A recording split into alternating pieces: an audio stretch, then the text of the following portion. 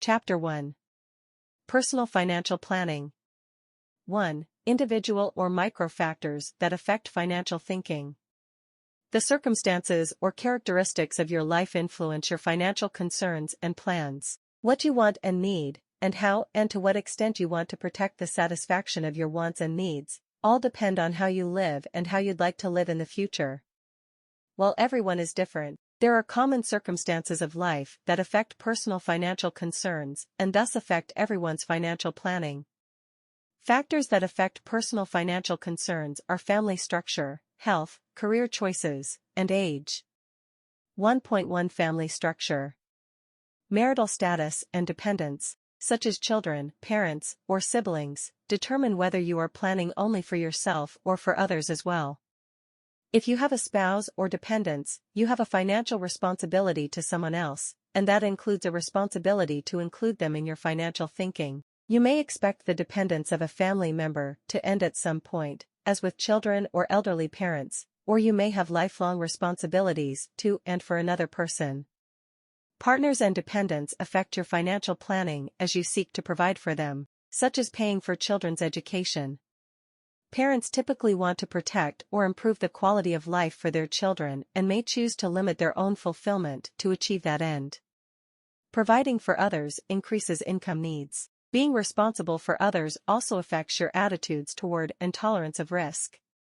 Typically, both the willingness and ability to assume risk diminishes with dependence, and a desire for more financial protection grows. People often seek protection for their income or assets even past their own lifetimes to ensure the continued well-being of partners and dependents. An example is a life insurance policy naming a spouse or dependents as beneficiaries. 1.2 Health. Your health is another defining circumstance that will affect your expected income needs and risk tolerance, and thus your personal financial planning. Personal financial planning should include some protection against the risk of chronic illness, accident, or long-term disability, and some provision for short-term events, such as pregnancy and birth. If your health limits your earnings or ability to work or adds significantly to your expenditures, your income needs may increase. The need to protect yourself against further limitations or increased costs may also increase. At the same time, your tolerance for risk may decrease, further affecting your financial decisions.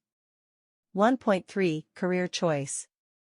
Your career choices affect your financial planning, especially through educational requirements, income potential, and characteristics of the occupation or profession you choose.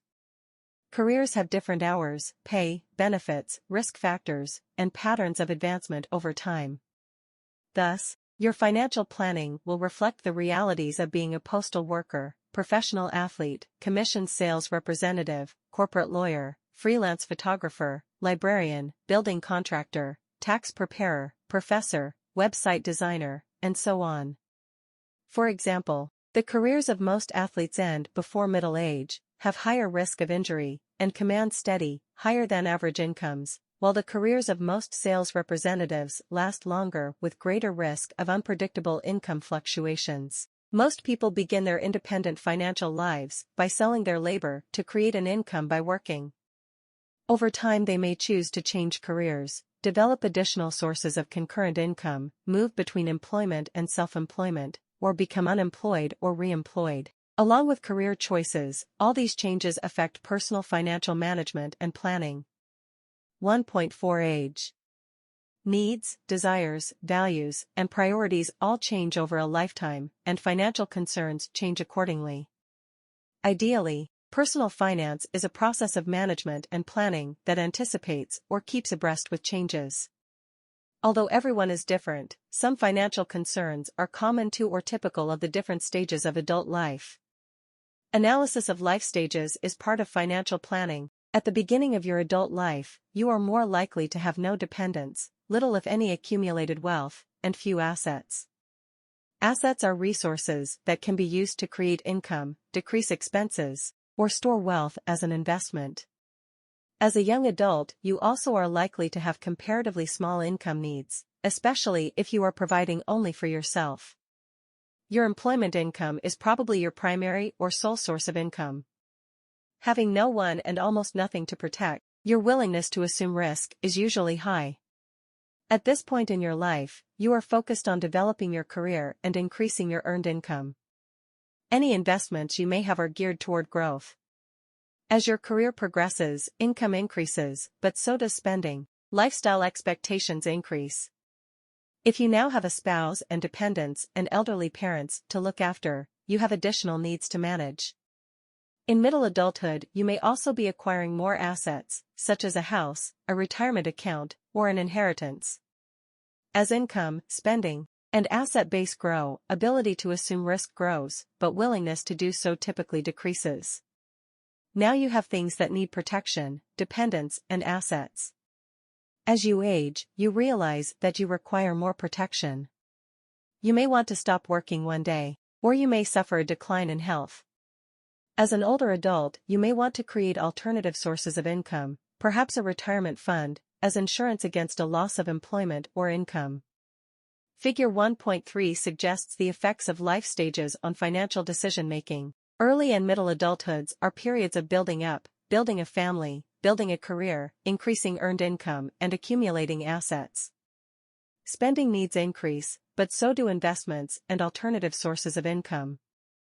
Later adulthood is a period of spending down. There is less reliance on earned income and more on the accumulated wealth of assets and investments. You are likely to be without dependents, as your children have grown up or your parents passed on, and so without the responsibility of providing for them, your expenses are lower. You are likely to have more leisure time, especially after retirement. Without dependents, spending needs decrease. On the other hand, you may feel free to finally indulge in those things that you've always wanted. There are no longer dependents to protect, but assets demand even more protection as, without employment, they are your only source of income. Typically, your ability to assume risk is high because of your accumulated assets, but your willingness to assume risk is low, as you are now dependent on those assets for income. As a result, risk tolerance decreases. You are less concerned with increasing wealth than you are with protecting it. Effective financial planning depends largely on an awareness of how your current and future stages in life may influence your financial decisions. 2. Systemic or macro factors that affect financial thinking. Financial planning has to take into account conditions in the wider economy and in the markets that make up the economy. The labor market, for example, is where labor is traded through hiring or employment. Workers compete for jobs and employers compete for workers. In the capital market, capital, cash or assets, is traded, most commonly in the form of stocks and bonds, along with other ways to package capital. In the credit market, a part of the capital market, capital is loaned and borrowed rather than bought and sold. These and other markets exist in a dynamic economic environment, and those environmental realities are part of sound financial planning. In the long term, history has proven that an economy can grow over time, that investments can earn returns, and that the value of currency can remain relatively stable. In the short term, however, that is not continuously true. Contrary or unsettled periods can upset financial plans, especially if they last long enough or happen at just the wrong time in your life. Understanding large-scale economic patterns and factors that indicate the health of an economy can help you make better financial decisions. These systemic factors include, for example, business cycles and employment rates. 2.1 Business cycles. An economy tends to be productive enough to provide for the wants of its members. Normally, economic output increases as population increases or as people's expectations grow. An economy's output or productivity is measured by its gross domestic product or GDP, the value of what is produced in a period. When the GDP is increasing, the economy is in an expansion, and when it is decreasing, the economy is in a contraction. An economy that contracts for half a year is said to be in recession. A prolonged recession is a depression. The GDP is a closely watched barometer of the economy. Over time, the economy tends to be cyclical, usually expanding but sometimes contracting. This is called the business cycle. Periods of contraction are generally seen as market corrections, or the market regaining its equilibrium, after periods of growth. Growth is never perfectly smooth, so sometimes certain markets become unbalanced and need to correct themselves. Over time, the periods of contraction seem to have become less frequent, as you can see in Figure 1.4. The business cycles still occur nevertheless. There are many metaphors to describe the cyclical nature of market economies: peaks and troughs, boom and bust, growth and contraction, expansion and correction, and so on. While each cycle is born in a unique combination of circumstances, cycles occur because things change and upset economic equilibrium. That is, events change the balance between supply and demand in the economy overall. Sometimes demand grows too fast and supply can't keep up, and sometimes supply grows too fast for demand. There are many reasons that this could happen, but whatever the reasons, buyers and sellers react to this imbalance, which then creates a change. 2.2 Employment rate. An economy produces not just goods and services to satisfy its members, but also jobs. Because most people participate in the market economy by trading their labor, and most rely on wages as their primary source of income. The economy therefore must provide opportunity to earn wages so more people can participate in the economy through the market. Otherwise, more people must be provided for in some other way, such as a private or public subsidy, charity, or welfare. The unemployment rate is a measure of an economy's shortcomings, because it shows the proportion of people who want to work but don't because the economy cannot provide them jobs. There is always some so-called natural rate of unemployment as people move in and out of the workforce as the circumstances of their lives change, for example, as they retrain for a new career or take time out for family. But natural unemployment should be consistently low and not affect the productivity of the economy. Unemployment also shows that the economy is not efficient, because it is not able to put all its productive human resources to work. The employment rate, or the participation rate of the labor force, shows how successful an economy is at creating opportunities to sell labor and efficiently using its human resources. A healthy market economy uses its labor productively, is productive, and provides employment opportunities as well as consumer satisfaction through its markets. Figure 1.6 shows the relationship between GDP and unemployment and each stage of the business cycle. At either end of this scale of growth, the economy is in an unsustainable position, either growing too fast, with too much demand for labor, or shrinking, with too little demand for labor.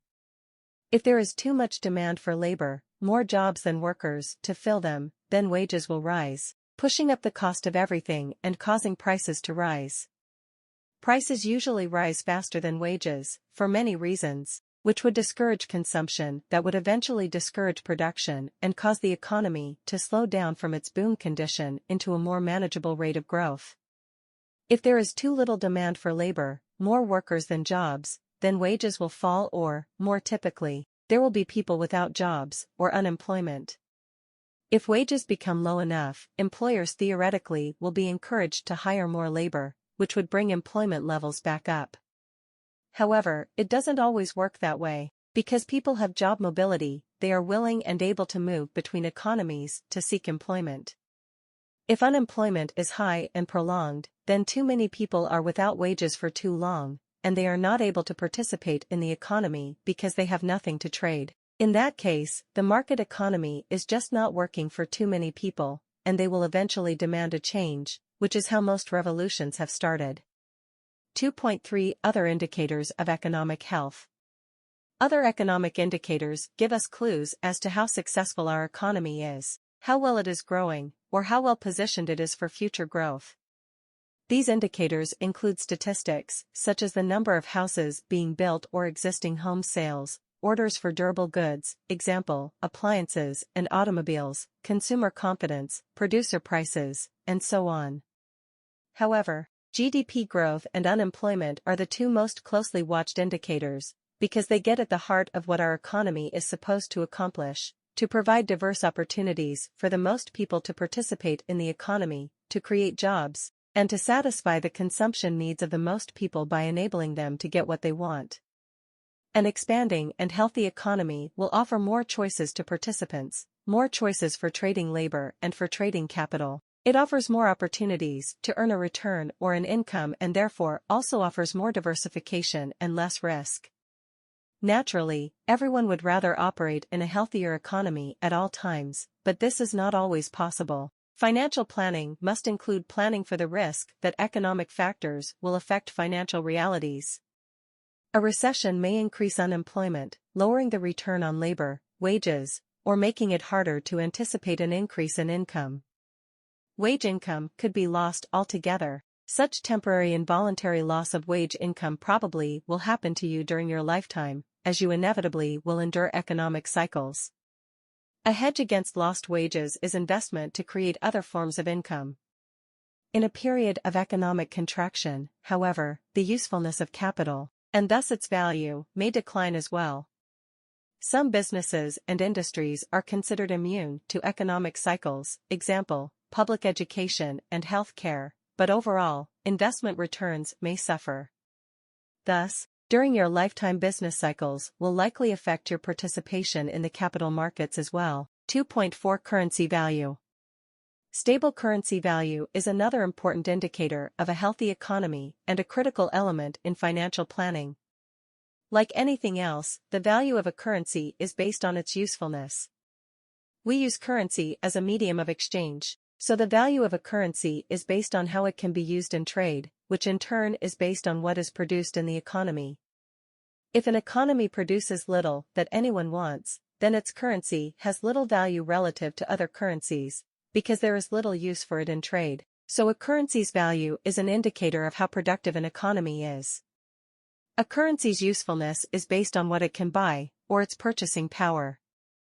The more a currency can buy, the more useful and valuable it is. When prices rise or when things cost more, purchasing power decreases. The currency buys less and its value decreases. When the value of a currency decreases, an economy has inflation. Its currency has less value because it is less useful, that is, less can be bought with it. Prices are rising. It takes more units of currency to buy the same amount of goods. When the value of a currency increases, on the other hand, an economy has deflation. Prices are falling, the currency is worth more and buys more. For example, say you can buy 5 video games for $20. Each game is worth $4, or each dollar buys 1/4 of a game. Then we have inflation, and prices, including the price of video games, rise. A year later you want to buy games, but now your $20 only buys 2 games. Each one costs $10, or each dollar only buys 1/10 of a game. Rising prices have eroded the purchasing power of your dollars. If there is deflation, prices fall, so maybe a year later you could buy 10 video games with your same $20.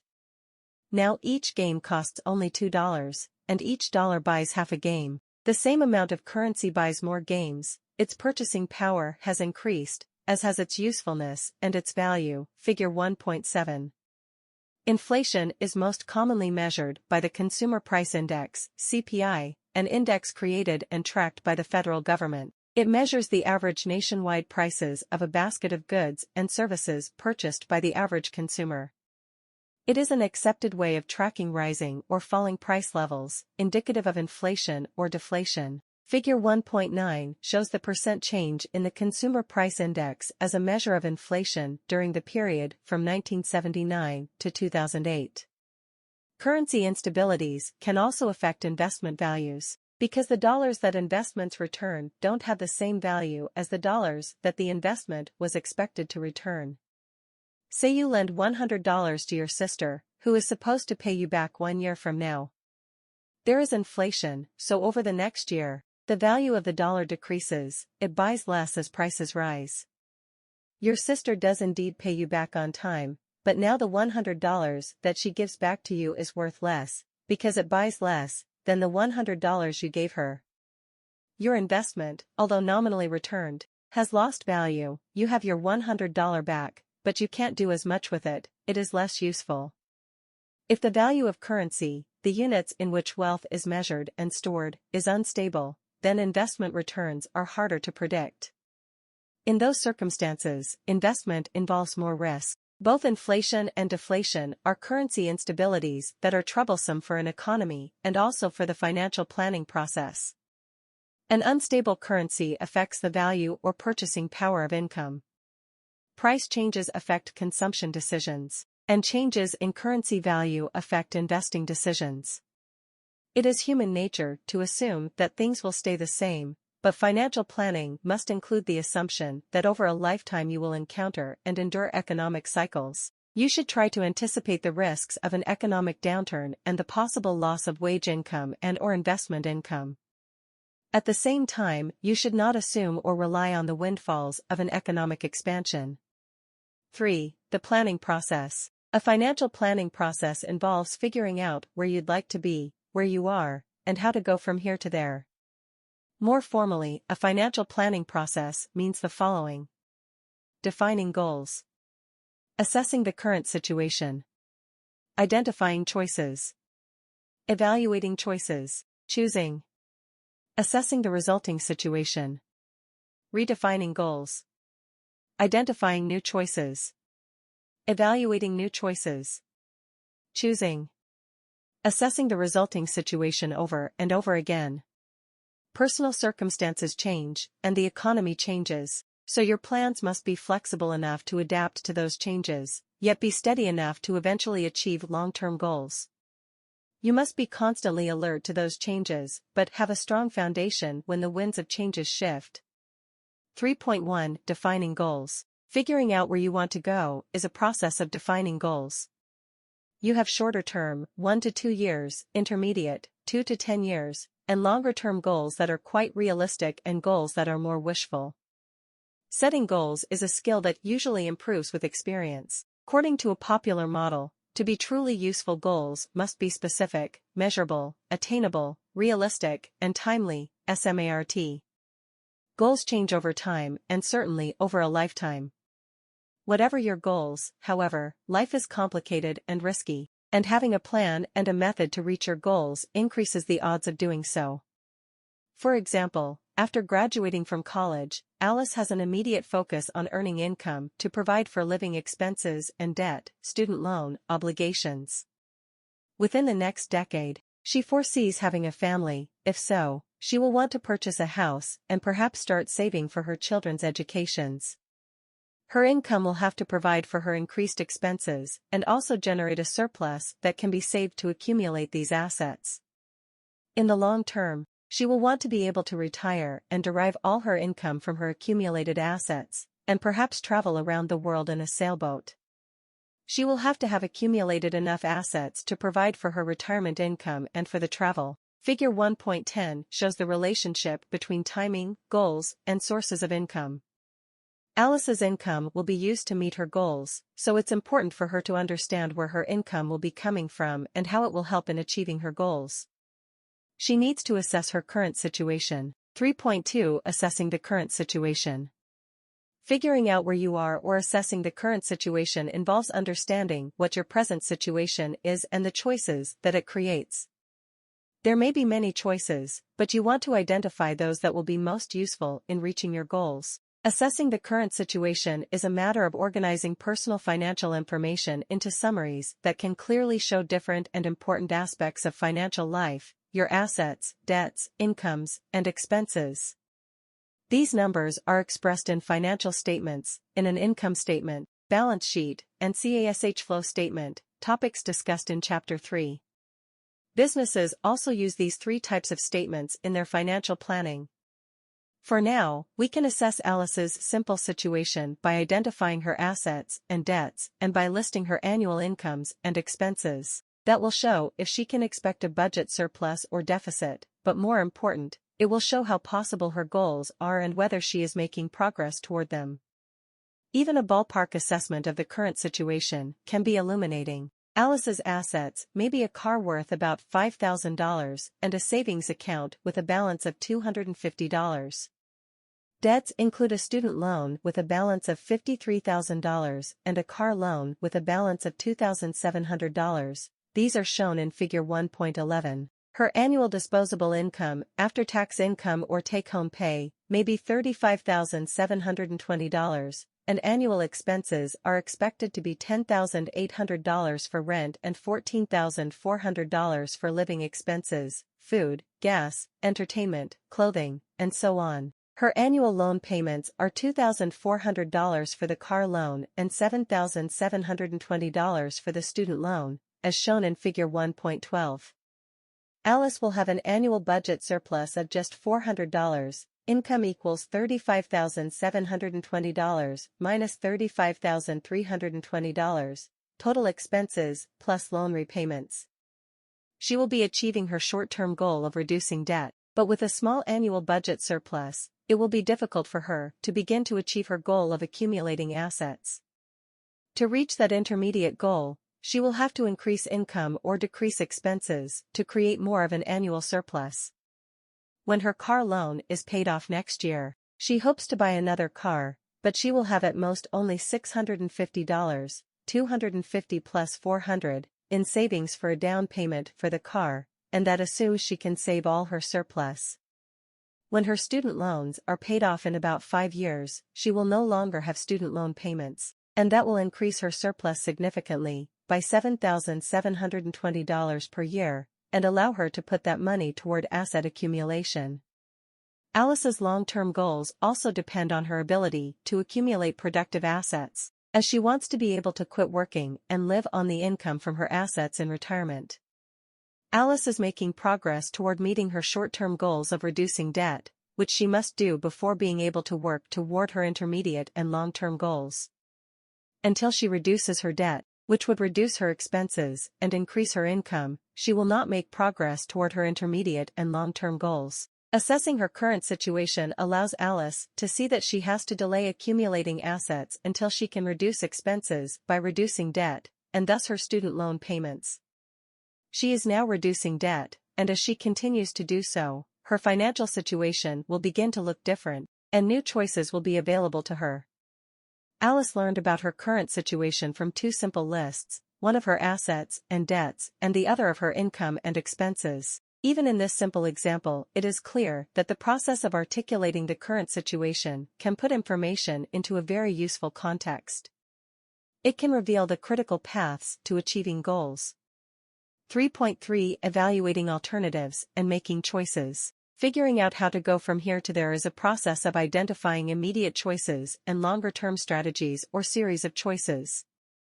To do this, you have to be realistic and yet imaginative about your current situation to see the choices it presents and the future choices that current choices may create. The characteristics of your living situation, family structure, age, career choice, health, and the larger context of the economic environment will affect or define the relative value of your choices. After you have identified alternatives, you evaluate each one. The obvious things to look for and assess are its costs and benefits, but you also want to think about its risks, where it will leave you, and how well positioned it will leave you to make the next decision. You want to have as many choices as you can at any point in the process, and you want your choices to be well diversified. That way, you can choose with an understanding of how this choice will affect the next choices and the next. The further along in the process you can think, the better you can plan.